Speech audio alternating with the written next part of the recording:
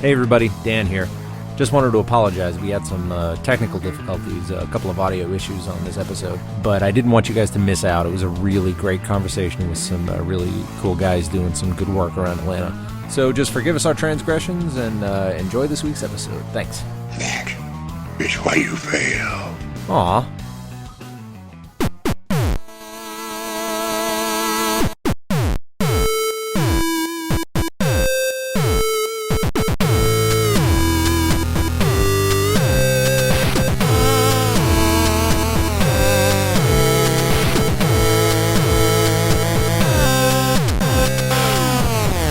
Scene missing. 9 billion names of pod. From Atlanta, Where the players play, apparently. it's the 9 Billion Names of Pod. Dan Ballin and Michael Reed. I'm Dan Ballin. I'm a negative reality inversion. So, let's talk about some stuff. Yeah, all right. Hey, we got guests. We do. Joining us on today's podcast is Jason Mallory and Chris Ledford of Scene and Song Missing. And we're going to let them tell you about what the hell that is. Welcome. Well, we're in your house, so it's not. Yes. So it's odd for us to welcome you, but So, Jason, tell us a bit about what Scene and Song Missing is, how it got started, childhood memories.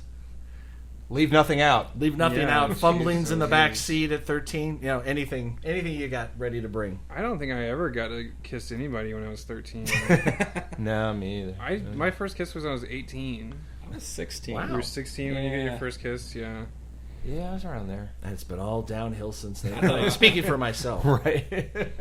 So tell us a bit about you and the origins of the Scene Missing empire that you have built. Well, I would say at this point it's hardly an empire.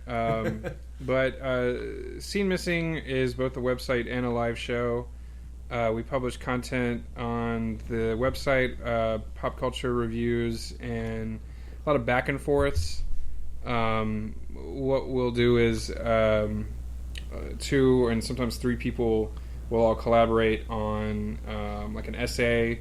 Like we'll assign like a movie trailer or a music video, and then comedians, writers, et cetera, will get together and they'll kind of do like a email correspondence about it. And that's how we were doing it for years. And we were having great results with it. And then finally, that kind of morphed into a live show format of the same thing.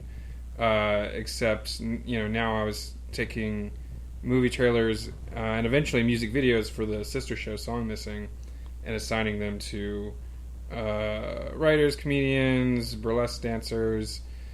We had magicians, like essentially any type of performance art in Atlanta.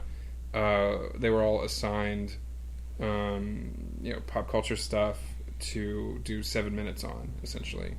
And we've been doing the live shows for about 3 years now, and that's how Chris got involved. Yeah. Chris. So how are you involved? I was a fan.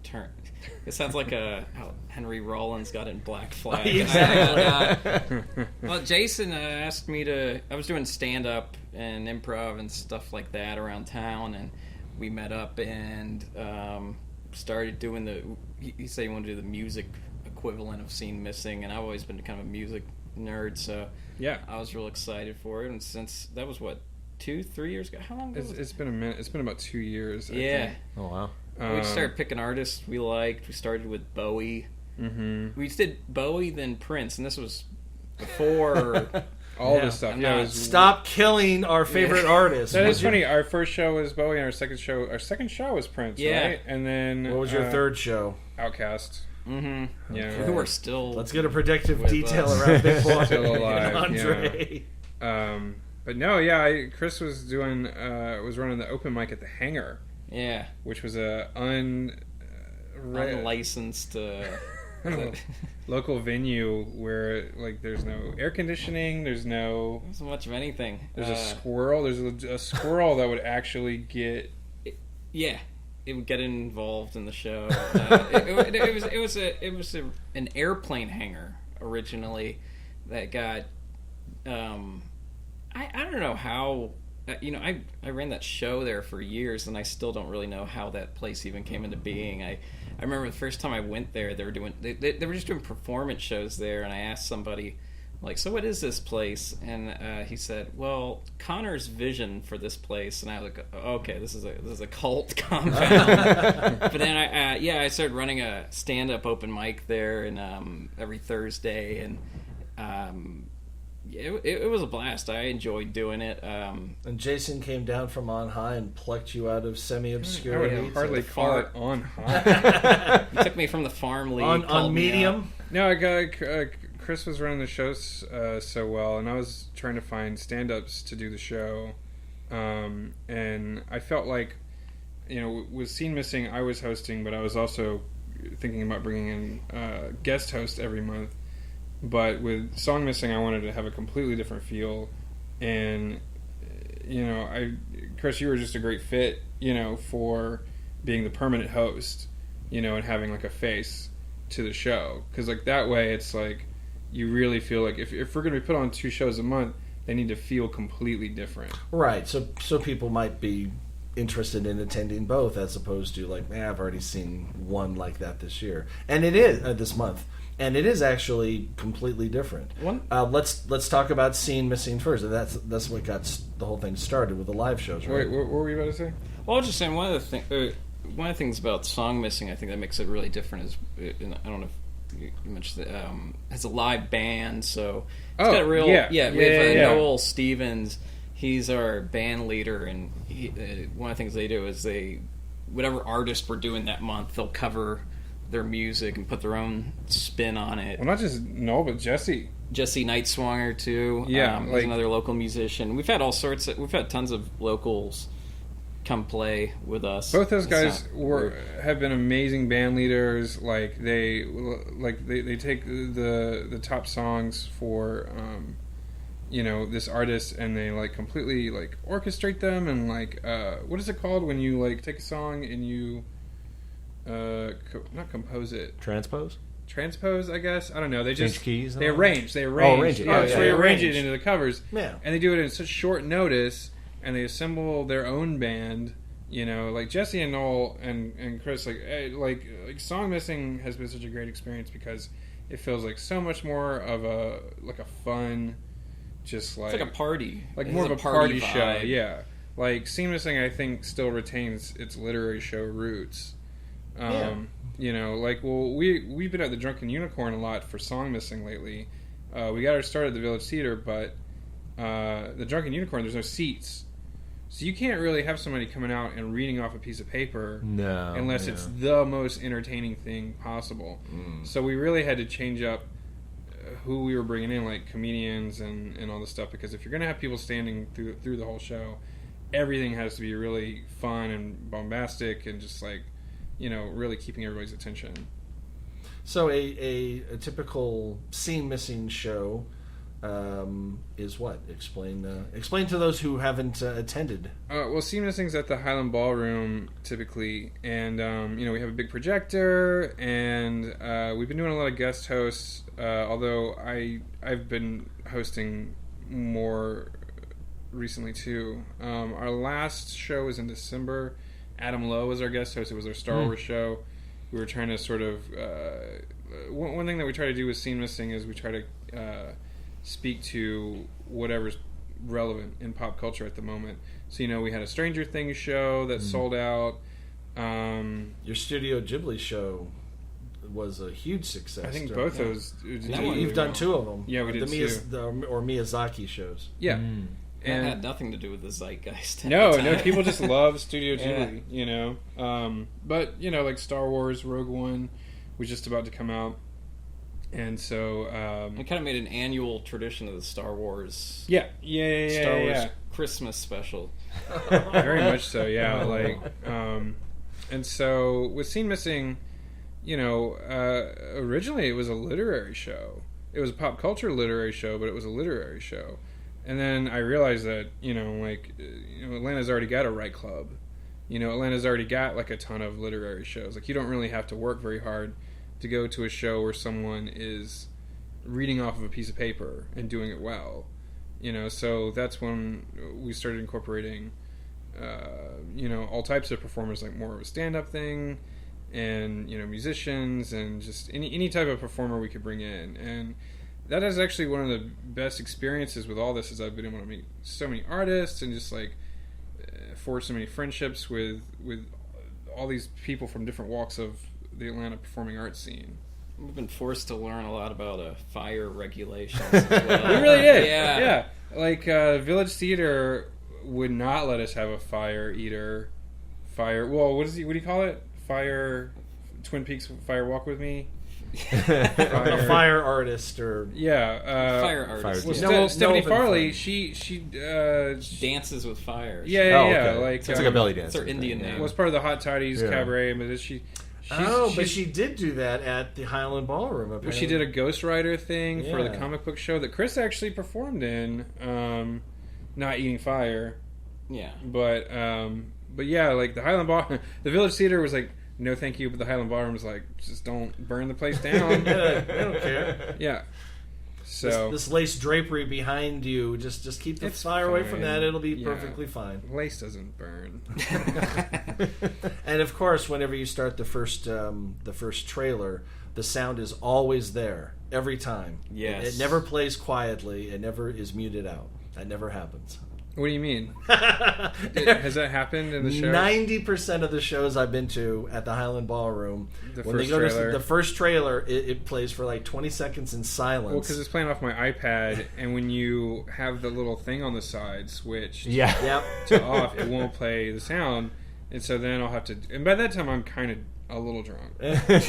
So I'll just be like, sorry, everybody. But I, duly noted, all of a sudden, it's like you're having everyone out in your parents' basement to watch a movie. So basically, let's say for the Star Wars show, for people who haven't been there, you will show the trailer for A New Hope, and then someone does a piece. Exactly. That's and I'm finding that yes, you're having more performers in the sense of comedy and music and stand-up, but I'd say a good half of it is still people just reading hilarious essays riffing on it's Scene Missing? Yeah. Yeah, because it's the ballroom and there's seats, and it's a really warm crowd. They're really receptive, and there's a lot more of a literary overlap, I think, for Scene Missing. Definitely. Whereas like our Britney Spears song Missing was like party of the year as far as I'm concerned, like at the Drunken Unicorn. It's wild. We have drag performers, we have like cabaret people. We just had a Britney Spears sing off.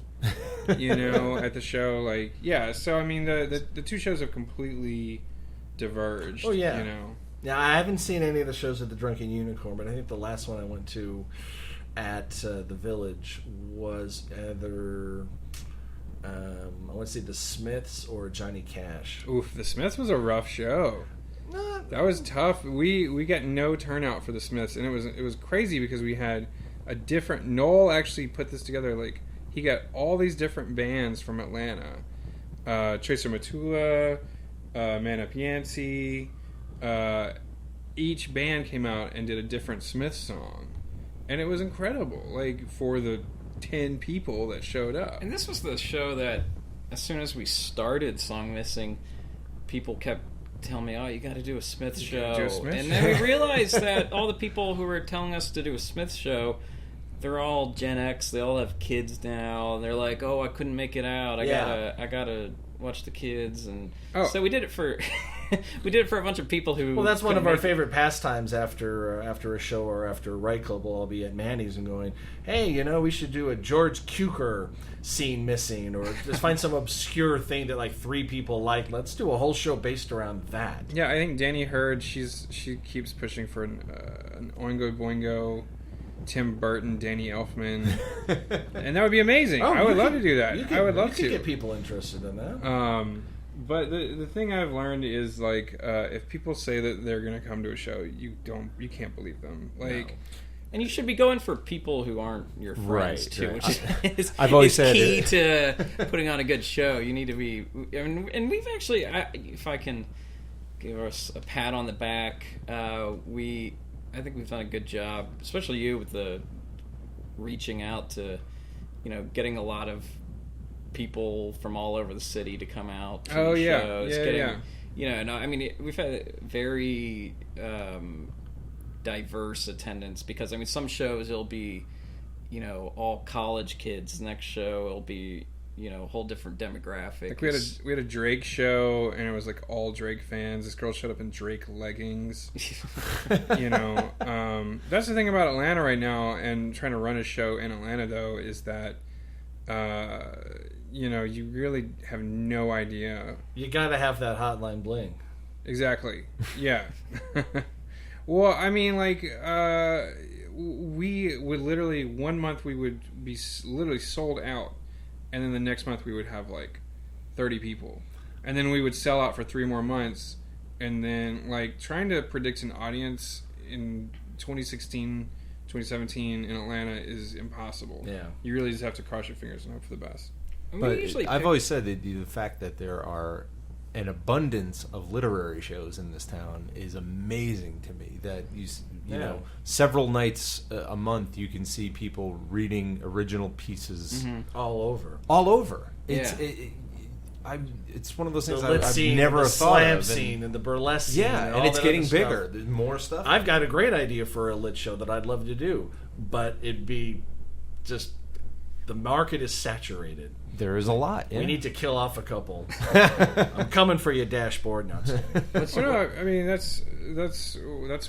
the show's on a hiatus right now, because it was getting trying to keep that schedule up in the climate right now in Atlanta was very tough. So I think both of us were just we got to take a break, especially after our Lady Gaga show. Our Lady Gaga show at Drunken Unicorn, we had Rihanna killed. Remember all those women showed up at the last minute? Huge group of women showed up at the last minute for Rihanna, just pouring in, all these ladies, and then it was amazing. But then Lady Gaga, we put on a show for her. Lady Gaga just played the Super Bowl. She's about to. She was about to play the Super Bowl. And nobody came out for our friends came out for Lady Gaga, and that was it. And I kind of looked around and I was like, do you guys curse on this show? Fuck yeah. No fucking way. Okay, yeah. I was both of us, we were just fuck this.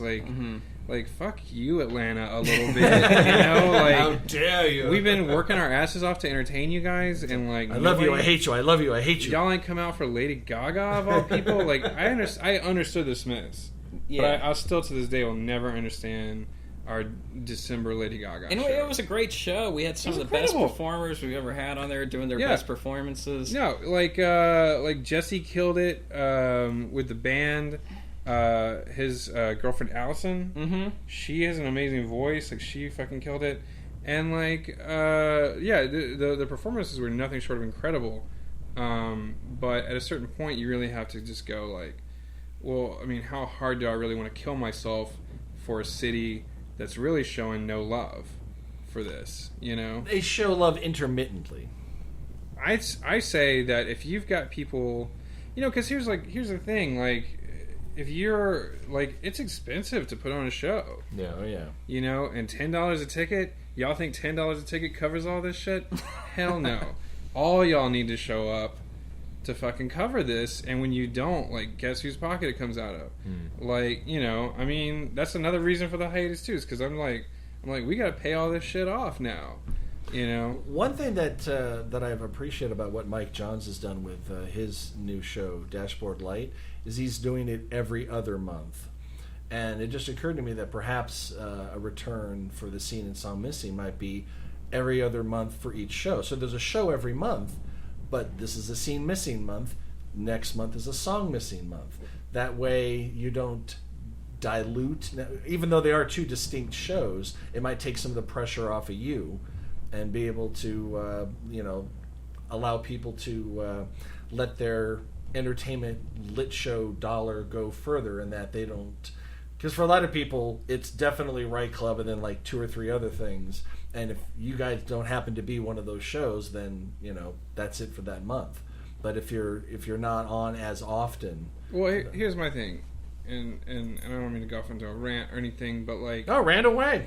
like here's where we got fucked. Facebook, okay? Facebook has changed its algorithms to make your advertising dollars worthless. Used to be you could promote, because see, I don't need to advertise to the same people as Right Club, because Right Club already has, or even Mike Johns' show. Like, I don't need to just advertise to the Lit Bubble because we're not just lit. Right. Like, we're advertising the whole city of Atlanta. Do you like Drake? We got a Drake show. Come on by.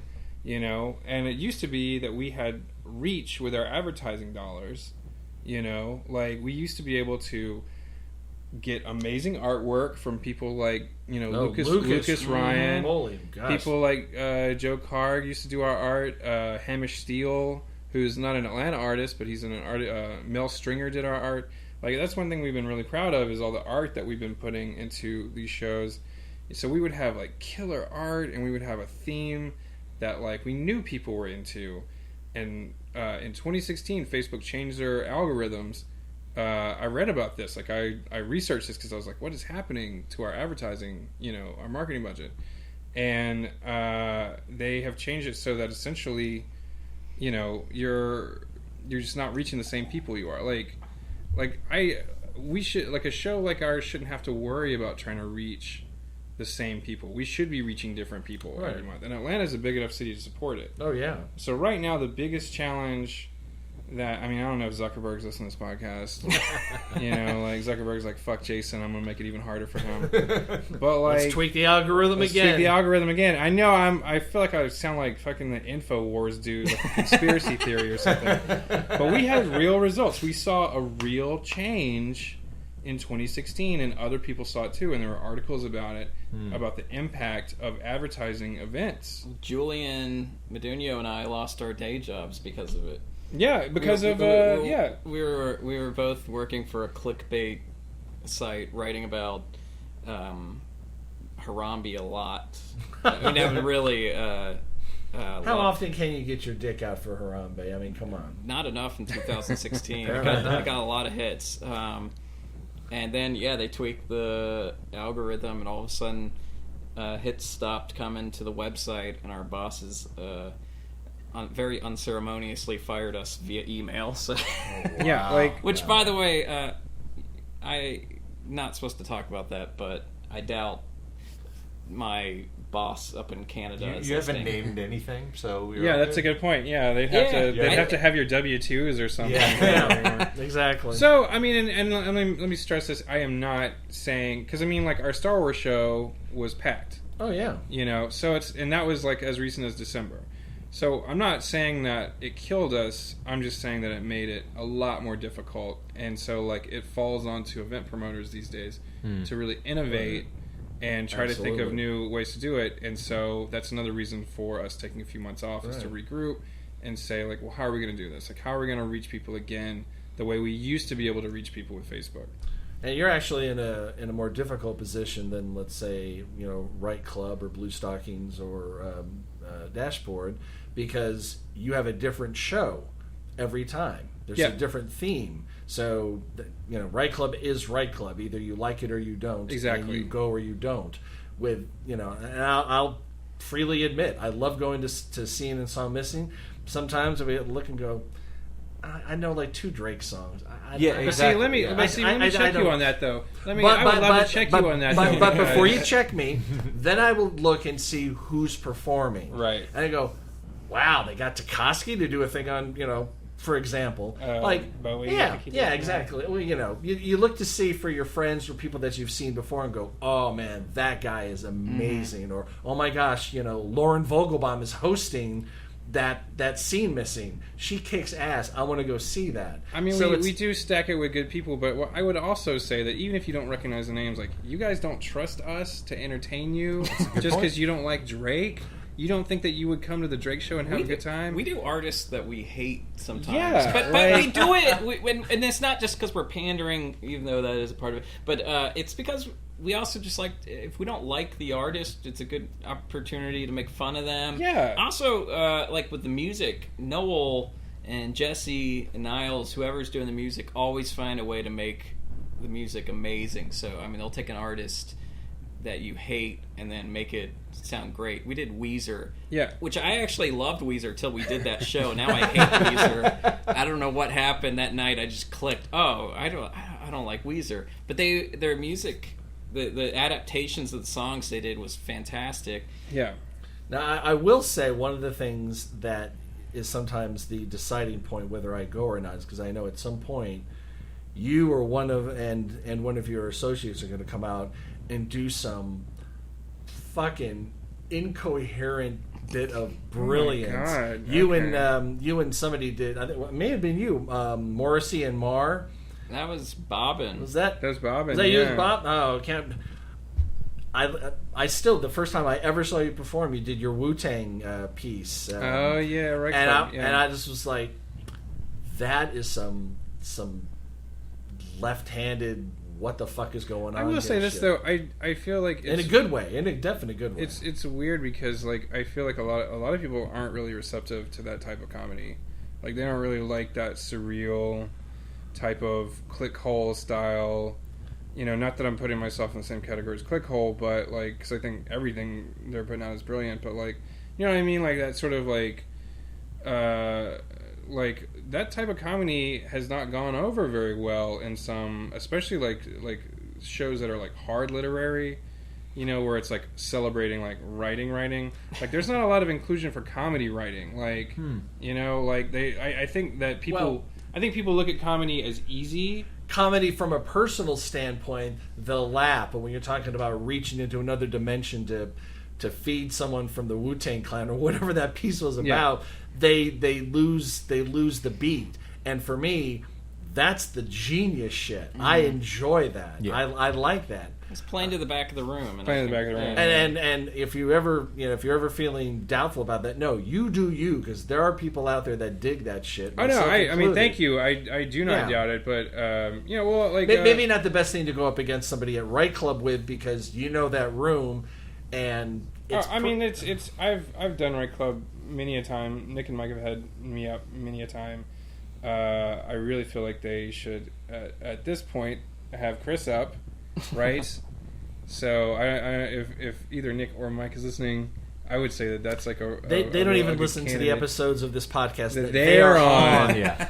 So had Lauren on one time. He's like, so have you listened to it? No, I haven't listened. I'm like, they were there. What do they need to listen to? It's it tough for? to get people to listen to a podcast. Yeah, It is. yeah, and that's why I never get upset when any of my friends haven't listened. Well, to I was going to say that before. I've been a musician in this town for 20 years, and if I got mad at people who said they were coming to a gig and didn't show up, I would have no friends whatsoever. At all. Yeah. Yeah. You know, we did a whole podcast one time about the Penguins' fictional memoir Oh, yeah. that I made up. Yeah, because Scene Missing had a podcast for a while, and it was movie pitches. Like, we would pitch and it's not dead yet. I actually really want to resurrect that podcast.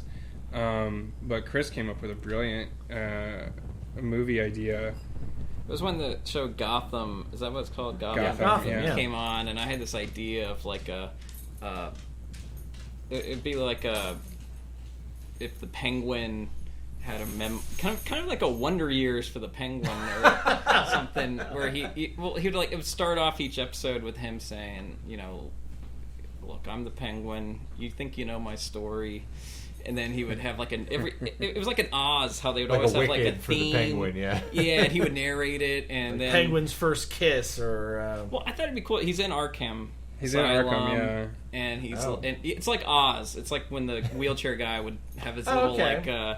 If y'all ever read Shakespeare, then the whole episode would have like Shakespeare references. But it'd be like the Penguin, and he would say, the thing about baseball is, and then there'd be I love that. good. That's the kind of shit that I enjoy. That And see, this is the only place you can hear this because no one listened to well, no, because SoundCloud was too expensive, so I stopped paying the SoundCloud bill. So now that podcast is lost to the ages. Yeah, we're on SoundCloud. Yep. $15 a month? Excuse me? It's that's yeah. But I'm sorry, but go ahead, Chris. I interrupted you. I don't think there's more to. Well, No, there's more to it because oh yeah. and then came up with an idea for a memoir for the Penguin. Right? Is that what you're talking about? Yeah. and the called, title. Pass the Sardines. My Life as the Penguin. By Oswald Cobblepot. Brilliant. Yeah. It's brilliant. It's beautiful. It starts off with like that kind of like Huckleberry Finn, like you think you know me, but you don't. And then he goes into Life as the Penguin. More than a monocle. Yeah. But no, I mean, well, actually, technically, that episode still is online. I just have to pay. I have to free it from our SoundCloud barons. But then Julian Modugno was also on that episode. He's a frequent collaborator with Scene Missing. Right. Yeah. Frequently on the podcast. He and I do stuff on the show all the time. We had him on for debate. For debate, yeah. With Cherry. Mm-hmm. Yeah, with my girlfriend Cherry and Krista, of course, also. Well, I think going back to what we were talking about being tough to market in Atlanta, like debate, I feel, it's a political comedy show. It's a debate show. It's unique enough that nobody else in town is doing a debate show, to my knowledge, or an overly political show. That is true. There's really not like a heavily. Is there? Well, there's a. I know that it's touched on, but there's not like a. I know that dedicated. I know that Cherith and Paige and Jen O'Neill and David Perdue. I hope I'm not leaving anybody out. They put together that Love Trump's Hate political show. Yeah, it benefits the ACLU. That was like a one-off thing. No, it's monthly. Oh, it is. It's monthly. Yeah, sorry, it's really cool. Wow. Check that out. Give it to Trump. But I will say they're going to give it to Trump. He's going to be like... Not like give it up to Trump. Yeah. Give it hats to off to Trump. Hats off to our favorite. Yeah. We allow swearing, but that about Trump, that's off fucking limits, man. But debate, is going through some of the same stuff we are. Like, where it's, like they're getting a great crowd, but it's tough to market in Atlanta right now. And I really feel like there's a solid need right now for a way to for shows to boost the signal of what's going on in town without actually just contributing to noise. You know what I mean? Because it's a fine line between being inundated with event invites and then being able to have a resource where you can find quality shows around town. Right. So perhaps someone should come up with a clearinghouse for that kind of destination information. I've got an idea. What are we thinking about that? No, I mean that would be an excellent resource, I think, for people to be able to find. I mean, there's ATL to do, and actually Olivia Cathcart from Creative Loafing. She actually, she runs the ATL Comedy Twitter account, and they showed Scene and Song Missing a lot of love. Yeah, and it was really helpful in getting people. That's and Laura Aurelia. Yeah, with Arts ATL. Arts ATL, yeah. I mean, that's the bigger thing too about the art scene, the performing arts scene in Atlanta, is like really none of us could have had any kind of success with any of these live shows if it hadn't been with the support of each other. We're very reliant on people getting the word out and everybody helping to sort of let Atlanta know what's going on. And there's also, I've noticed, even up until the most recent show at Right Club, by round of applause, how many of you have never been to a Right? And there's always a good chunk of people. So either they're not retaining more than a couple, and because they're still able to fit in the Highland Ballroom. If everyone who went once had started going regularly, they would have had to move to somewhere else. Yeah. So it's retention is also the thing. If you happen to show up on a night when nothing particularly appeals to you that night, you just think, the hell, and you don't realize that some of the greatest stuff you'll ever hear may be the next show, or maybe that just wasn't your particular show. Yeah, absolutely. I mean, weird because I always looked at it as a good thing when people say they've never been to the show, because this bringing in new blood. Exactly. Here now, because there will be a few people like myself. The first time I went to Right Club, I didn't really know what to expect, and I walked away going, "Oh, this is now a thing I do all the time. This is amazing. I love this shit." Same thing with Scene and Song Missing to a degree, but I do kind of go by the topic and by who's performing. Yeah, we're it's a blessing and a curse because like the topic brings in new people. The topic, I actually had people after our Katy Perry show come up and be like, "Yeah, I would have come, but I just don't like Katy Perry." And I'm like, Katy Perry wasn't there. We're just talking. It's like if the AV Club runs an article about Katy Perry, like with pop culture criticism, I think that's worth reading, even if you don't like Katy Perry. Right, exactly. And I would feel that. I mean, but that's a uphill battle. Well, I don't even know why I'm wasting breath. Like, but it's almost more intriguing to see your take on Katy Perry, your guys' take. That's what I'm saying. Yeah, exactly. But people don't see it that way. Right. They treat it like I'm asking you to come to a Katy Perry concert. Right, and it's not like you tell every person who's presenting or performing, all right, show love. It's like, if you want to completely shit all over Katy Perry in your piece, knock it, knock yourself out. You may find, I think people might even be like, I'm not going to get it. I'm not going to get the jokes if I don't know anything about Katy Perry. Well, I like to think that I'm the foil for the whole show as the host, because I'm half the groups we do, I'm kind of an outsider to. We did Rihanna. I'm like the last person on earth who should be hosting a Rihanna show, but I like the idea that I could be the, people who don't know the artist can go through my lens and my irreverent take on whatever artist we're doing. Because I know I talk about this all the time. I bring it up at almost every show, but we did a Beyonce show. It was wild. Yeah. And Beyonce fans are just, hardcore. Yeah, and that was the most just like animated audience I've ever seen. That you had a real hard time calming those ladies down. And your Madonna show. I was at your Madonna show. That was real fun. Blast Off Burlesque did a whole thing. Oh wow, yeah. So I don't know. It was great. It was a great show. Real wild, but like that's what you're good at, Chris. Is you're fucking keep these people like from rioting, So you're looking to come back in March. Theoretically, maybe. Theoretically, yeah. Okay. Essentially, what we're doing right now is we're publishing online again. Right. For example, Chris, you've got some articles that you're putting together. One of them about the rise of butt rock, like new metal, Korn, stuff like that. Korn, which got an Emmy nomination. Grammy. I'm sorry, a Grammy nomination. Yeah. An Emmy would be really impressive. They got an EGOT. They got an EGOT. Korn got an EGOT. Hey, well, this was it this Sunday? Yeah, it's this Sunday. What's his name? Lin-Manuel Miranda. Uh-huh. If he wins the Oscar for that song from that last Disney film, he will have EGOT'd. He will have one of everything. I mean, he's on track to get an EGOT no matter. Oh yeah, and deservedly so. The guy's sick, and he's talent. like 35, so he's so we look up to him as an elder. Yeah. And we hate him. Yeah. So when you come back, whenever that is, maybe March.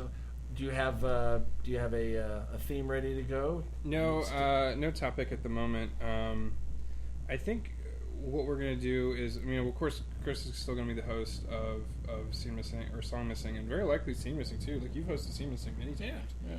And like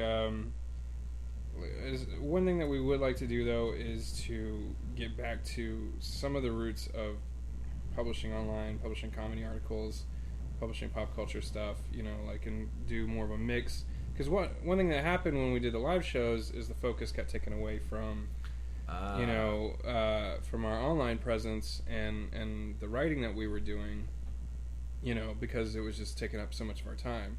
So, what we're going to try to do now is to have like a mix of the live shows and just like, online articles. Have you thought about bringing in someone as a showrunner for the live stuff so you guys could concentrate on the... Shit. What are you talking about? No, I mean, Chris and I, I think we do a pretty good job of... I'm just talking about so you're not spreading yourself thin between two shows and online and having a life. No, I mean, I like the online publishing. We're not under the pressure.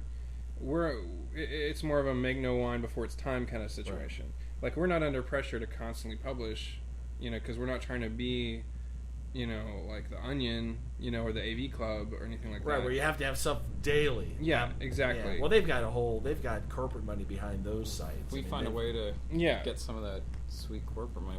We'll if we ever get the corporate money, exactly. Yeah. But speaking to the online content, and like for example, we just got our first alt-right troll Yay! fucking with us on Twitter. Congratulations! Yeah. Baby's first alt-right troll. Chris Alonso and I, just last week, we just did a review of Trump's McDonald's ad from 2002, where Trump talks to Grimace in the ad, and so like on Twitter, like I just put it up as like, oh, me and Chris are putting together an investigative committee to get to the bottom of Trump's McDonald's ad, and this fucking person tweeted at us like, why don't you investigate Hillary's uranium giveaways, or how much uranium Hillary gave away, #libtard. And I was like, nobody's ever called me a libtard before. And like then they it got retweeted by somebody who was like deplorable John or something. I've seen that guy. That guy, yeah, He gets around. I think I've gotten trolled by that guy on Twitter. All the deplorable, and I was like, oh shit, like I finally. You like made we finally it. made it. Yeah, like we made alt-right person. Yeah, mad. throw your hat up in the air. Yeah. Woo! You made Yeah. it. As the mushroom cloud goes off. Yeah. But her emails, Yeah, but her Jason, her emails. But no, I guess all I'm saying is like between like Chris, you're not only writing and editing stuff. Like we've got I've got a back and forth coming up with Jen Linney, who's a great local comic. About Arnold Schwarzenegger's new Celebrity Apprentice. Like we've got a ton of articles that are coming out. So don't just come to the live show, or don't just ignore the live show if you hate the artist. But please go to the site, scenemissingmagazine.com. We will post. We will. Yeah, I'm post- plugging now. post I'm the- running wild with the plugs now. Oh yeah, no, plug it out. But when we post the episode, we will also put a link up to your website. Okay, And great. I know occasionally you used to post some clips from the show. Oh yeah, but guess who was editing those? It was me. Like in the middle of everything else of trying to coordinate and do all this other stuff, I also was editing all these videos, and like I've got a ton of footage that I would love to publish, but I don't have the wherewithal to get it all edited down. I mean, like we still haven't put our Stranger Things show up, we haven't put our Ghibli show up. I've got all that video footage. Well, but if you have a couple of clips that are already done that were posted previously, sure, let us know about them, and we'll make sure they get published on our Facebook page, so that people can go, let me check this out and see what it's all about. let me go call Jason a libtard. And Chris, what's your Twitter handle, Chris? No, I haven't used it in years. I can't. I think it's just Go Cuck, follow Chris. Cuck ATL. Yeah. Is that, we're either libtards or cucks apparently now. Yeah. Bernie or bust. 16. I feel like if somebody listens to this in like 8 years, this is all the stuff is gonna sound like real, like of the times. Wow, we should be so lucky if anybody people listens to this are in listening 8 to years. this Silicon episode in Country, 8 yeah. years. Yeah. It's like, it's all that survived the Holocaust. What if they use Just this episode as like at our the- trial, at all of our Oh. trials, Oh, like dear. You've already been found guilty. It's just a matter of how you're going to this death. Freedom Commission finds you guilty. Exactly. Yeah. It used to be they'd have secret police record you. Now we're just recording. We're just ourselves. giving it all up. Yeah. and posting it. I'm like, what's your Twitter handle, Chris? So the authorities can monitor you. What was it in Dark Knight Rises? Was it death or was What? it? What, Bane? Yeah, what was it? I put you out on the ice. What do they call that? Banishment, I guess. Death or banishment. Yeah. So give us the choice to death by banishment. Yeah. Oh yeah, I forgot Bane. That was not a good movie. No, don't get me I started. love the one with Heath Ledger, and I love Batman yeah. Begins. Yeah, they could have chopped about a half an hour out of it and rewrote a whole bunch of stuff in the last one. The last Christopher one. Nolan. There's Yeah. something about him that just really creeps me out.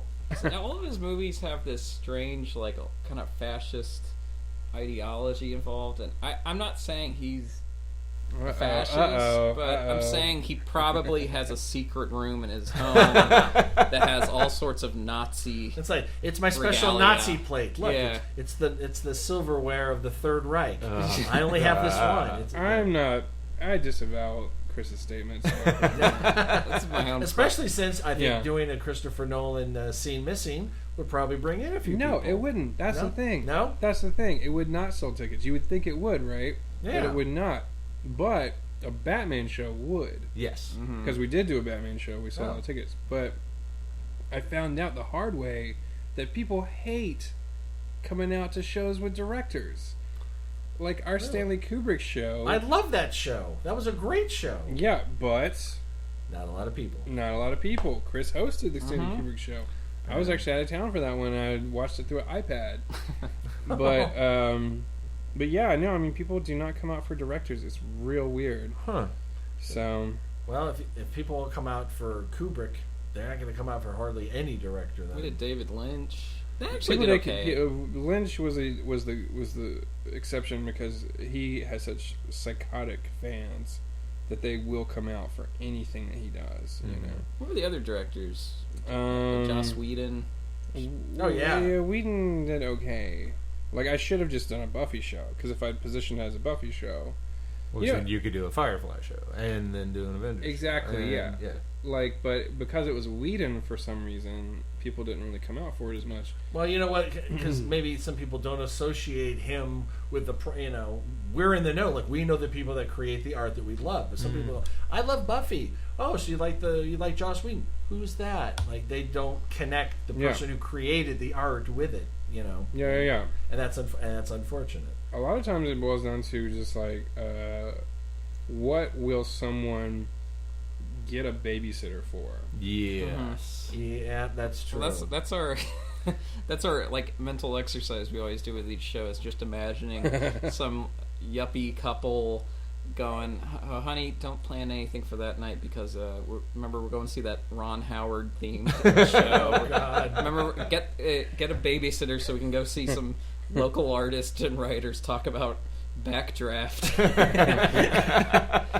Yeah. Well, I guess that kills my my fervent hope that you'll do a Kurosawa or a Bergman. That would be great. Good luck. Yeah, no one's coming to me. That's the biggest problem is I would love to do niche stuff, but I mean it's just like You'll get a niche audience. yeah. I mean like I guess if we did it like we've actually talked about finding a smaller venue and just doing like real niche stuff for like the diehards and it's like 30 people, 20, 30 people. That could be a fun show. Yeah. But like in the meantime, like our Taylor Swift show. I wasn't. It was sold out. Yeah, Sold out? Oh, Yeah, there yeah. you go. So I mean, the irony though being before we went into the Taylor Swift show, I wasn't a huge Taylor Swift fan, but afterwards, we really find ourselves immersed in pop culture and in that theme. And afterwards, I knew a whole shit ton about Taylor Swift, and so that's been really good too. Yeah. I loved her after She's a that. good, Yeah, me too. She's a Yeah. good, solid songwriter. Way better than Weezer. Yeah. Why Weezer did not stand up to like the test of putting on a whole show about Doing the show, I remember like getting in my car to go do the show thinking, this is kind of weird that we're doing a Weezer Come on, show. man. Pinkerton's the undiscovered masterpiece that nobody acknowledges. Like we hadn't even done a Beatles show. We still haven't done a Beatles show yet. Weezer somehow made the cut before the Beatles. Really? Yeah. Interesting.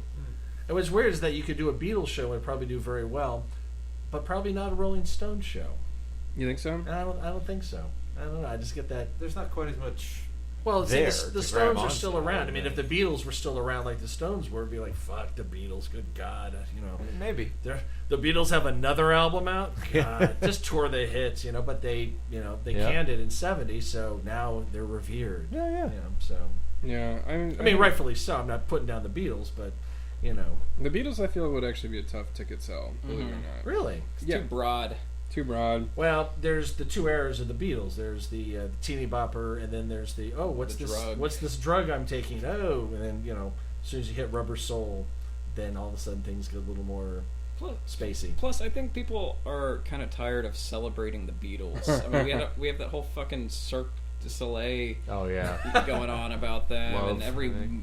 year there's some new movie. It seems like about how they changed. Have the you done a world. Michael Jackson one? We did. Yeah, we did. As a matter of fact, Did it- and did it- nobody came. Really? Because Nobody he's can. got his Cirque show, I think, doesn't he? Sure. Didn't they do a I search mean, show with Michael Jackson? I don't know. I'd love to talk to their producer and find out how they sold tickets, because nobody came to the Michael Jackson show, and the month afterwards, I think we had a sold out show.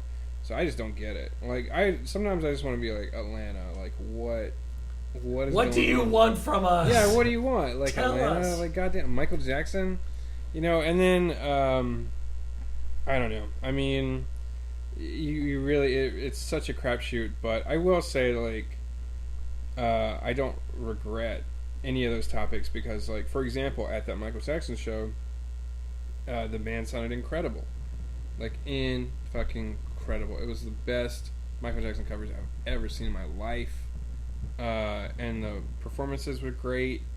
You know, like, everybody was killing it. So I don't regret that we did these topics.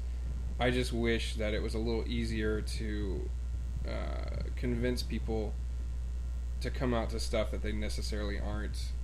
Do you think the problem is convincing them or reaching them to begin with? Because you said you've been having some difficulty this last year because of the Facebook algorithm change. I think it's both. Is it both? Yeah. Both are working against you? Yeah, well, I mean, I don't want to make it sound like I'm like, oh, you know, we're doomed from the start. It's just like, you know, you run shows for 3 years, and eventually you get to the point where you're like, oh, well, here are your challenges. You know? Well, and at a certain point, you look back over 3 years and go, all right, this is the third that did phenomenal, and it's been long enough. It's been 2.5 years. It's been 2 years. Let's do another whatever show. You know, let's do another Madonna show or another Beyonce show. Well, you got to think too, like, you know, my first Star Wars show in Christmas, there weren't any other Star Wars shows that month.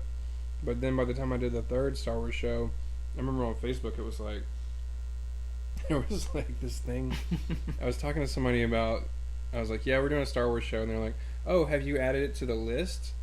And I was like, what do you mean the list? And they were like, yeah, this guy's compiling a list of all the Star Wars shows in town that week. And I like went and looked at the list, and it was like long as hell. You know, like there were all kinds of Star Wars. There was there was like a MarksterCon party. You know, have you ever been to those? I went to the Ghostbusters. Yeah, they're actually fun. Like I went to the Ghostbusters one, but that guy apparently was like compiling the list. Well, now I mean, every December, that's Star Wars month. Yeah, I might not even mess with Star Wars next year, because it's like, you know, I mean, they're like when you're the only Star Wars show in town, great. But when you're the 15th or 20th Star Wars show in town, And there's a movie coming out. out, it's like, well, how much Star Wars is there to go around? Yeah, do something Fortunately else. Right. for us, we did okay, but it's not always going to be guaranteed. No, you did. I thought the last Star Wars show you did was pretty good. No, it was super fun. It was amazing. You know, we had a burlesque Han Solo, And that C-3PO dance. and the C-3PO thing. Like, I mean, I don't know. I mean, I was proud of it, but I also, you know, I just ultimately our mission statement is just to cover pop culture. You know, cover music and movies in an interesting way, and be a lens, you know, that you can filter all this stuff through local performing arts. That's why every subheader for every show is Atlantans perform music, comedy, and writing about this subject, because it's very Atlanta centric. It's very city proud. You know, it's very ATL proud. That's the way we roll with this podcast. We're So going I out wish- across the globe, but you know, we are from Atlanta. Yeah, Every and time. Top of the show, yeah. Exactly. All right, it's De La Soul time, because here is plug one. Jason, take it away. I would like to plug, of course, scenemissingmagazine.com. We're also on Twitter at scenemissingmag. I have my own Twitter account that I started, and it's funny because when I started, I was like, oh, like, because I wanted to get back into comedy writing, so I was like, I'll start a Twitter account so I'll tweet jokes. And instead, I just retweeted anti-Trump stuff constantly, day and night, just anti-Trump retweets. But only the snarkiest and most self-satisfied anti-Trump stuff. I like the how creme de la creme. like you wouldn't even know that I tweet from this account. There's so many other faces. I love your thing about how you were looking at you were trying to find out if the blue collar comedy guys had tweeted ever about Oh Trump. yeah, I've been doing that lately. Yeah. Yeah, like I'm Measuring the zeitgeist by checking to see What does blue Foxworthy have to say about Yeah, this? no, like I went to Jeff Foxworth. I went to every single blue collar comedy tour comedian's Twitter page to see what they were saying about Trump, because I felt like they were in a unique position where they probably don't like Trump, but their fans probably love Trump. Mm-hmm. And not a single one of them. It was like they didn't even mention Trump. Oh no. You like you don't even mention this election. You don't even mention. How do you all this pretend stuff. it's not going on? You have to pretend it's not going on. Yeah. Anyway, I'm tweeting at Jason P. Mallory, at Jason P. Mallory, and, Scene Missing is on Instagram too, but I don't remember the thing. So, yeah. What do you got, Chris? I'm going to plug my dog's Instagram account. It's great. It really is. It's Rigby the Snout Haver. It's all one word. I guess all Instagram handles It's a are one beautiful Well, you're going to dog. have to go up Yeah. against the premier animal Instagram account in Atlanta. You are familiar with Buckley and Italics. word. No, who's that? That is the cats of Nick Tukoski and Amy Stuffleby. Oh, the ones that got like the Daily Mail reporting on them. Yeah. That would be Nick. Now there's Yeah. also an Instagram feed just for Italics. This is the cat that Nick yelled at in the That's the one YouTube I was video. thinking of, yeah. Yeah, exactly. Well- so you have to. It's no competition. We're just celebrating our dog and all Yeah, of his. Michael's trying to like get us like fighting Instagram accounts and stuff. Like, What is the best local Atlanta pet Instagram account? Let's rank them, What? shall we? do you guys have an Instagram account? We do not. No, the show does not. Because no. who wants to look at our ugly mugs? And Yeah. we don't do anything. Damn, that's crazy. Y'all should have an Instagram account. I mean, I have a personal one, but I don't have a. All right, we'll get an Instagram account. Because that way you can do the thing where you take a picture of your guest, and then you go, episodes up, link in bio. Or if you just want to Okay. use Rigby the Snout Haver's Instagram Rigby account, we the could share Rigby our the Snout Instagram. Haver.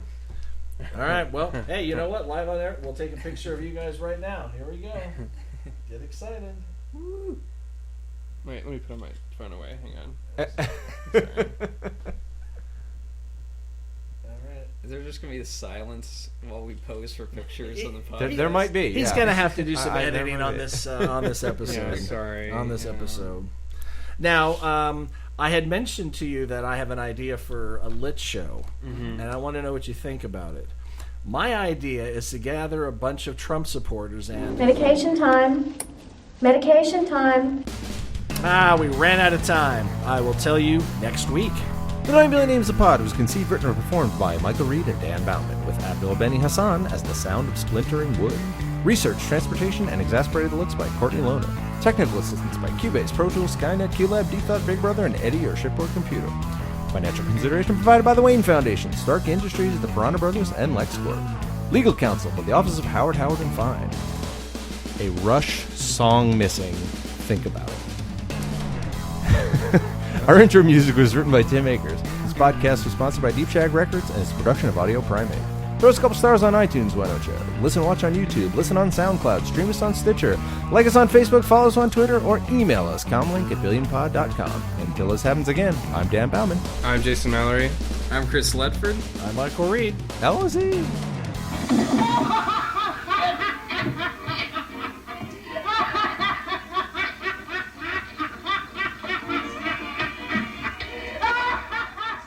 Audio Primate.